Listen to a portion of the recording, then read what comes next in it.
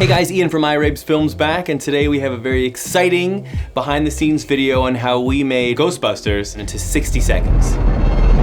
This is our pre-production, so basically that started with me going through and watching the movie a lot and making screens of everything I sort of wanted to put in.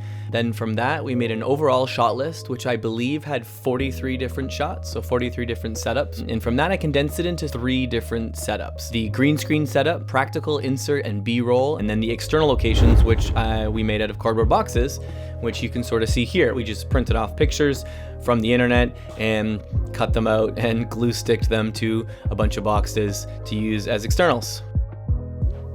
So for the flight suits we used, I bought a painter's suit for very cheap. They didn't have tan spray paint, so I ended up having to get gold spray paint, but it didn't really look that different. Name tags, a little arts and crafts project, and the iconic theme of Ghostbusters that you hear a few times throughout, I made on GarageBand on my iPhone.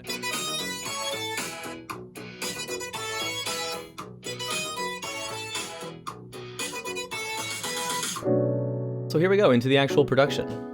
So the first shot, which is a remake of the classic Columbia Pictures logo, I knew immediately I wanted to remake this, and this is just a simple green screen shot. And then in After Effects, razzle dazzle, there we go.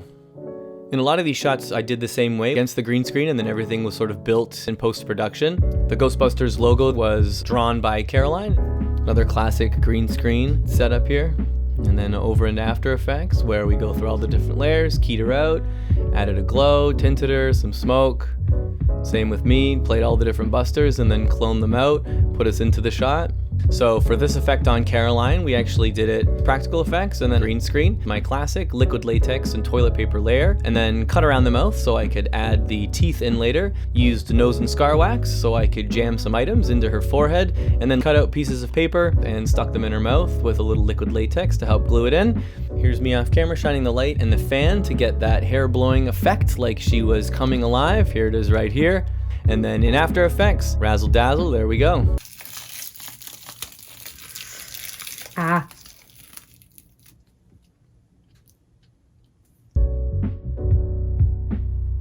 And here's the first shot of the buildings that we made for the externals with a bunch of toy Easter eggs. Superman, Beetlejuice, Where's Waldo? And this iconic scene when Dana goes into her fridge. Here we have an off-camera light lighting her up and practical haze in the freezer. So when she opens it, it pours out. And then this is all against a green screen. This is just one of the cardboard setups that I made and then built the whole layer in After Effects, as you can see here.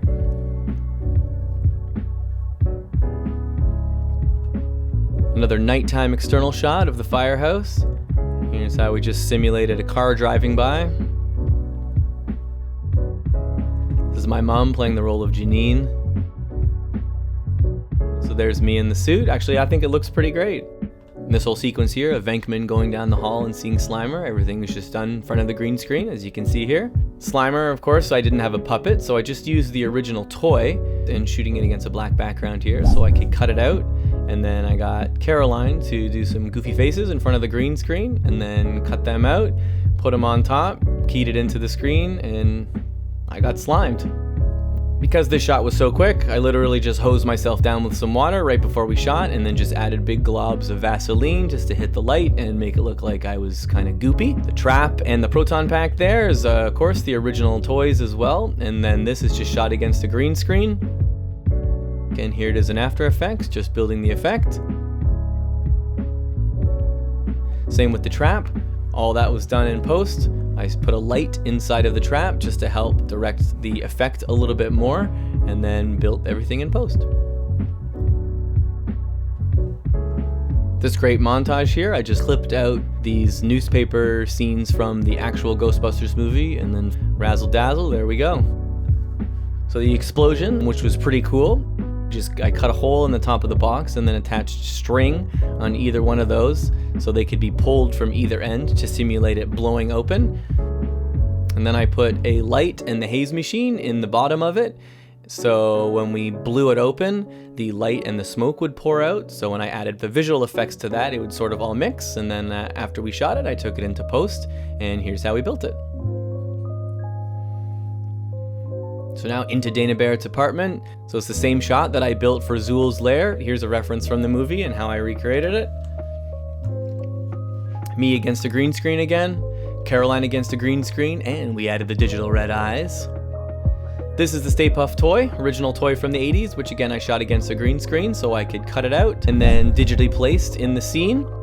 These are the original toys which I shot against the green screen and then took it into After Effects and built the whole scene, adding all the different layers here.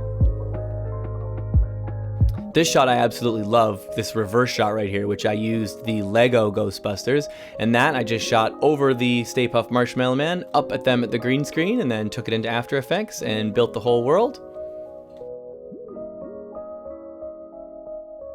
Another simple green screen setup where I played all 4 different characters and then went into After Effects and added all the different elements here.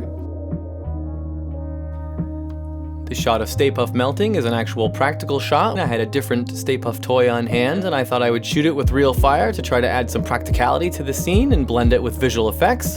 Another cardboard building against the green screen, which then all the digital elements were added later.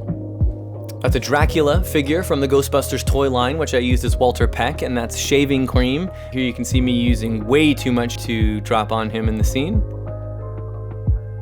As well as I continued to use that shaving cream for the end scene here where I covered myself in it from head to toe, which is actually a pretty fun thing to do. When do you get to justify covering yourself in shaving cream? And then finally this last shot is just another external toy setup in front of the background, digitally added Slimer in, and then animated some keyframes to have Slimer flying right into frame to finish the short.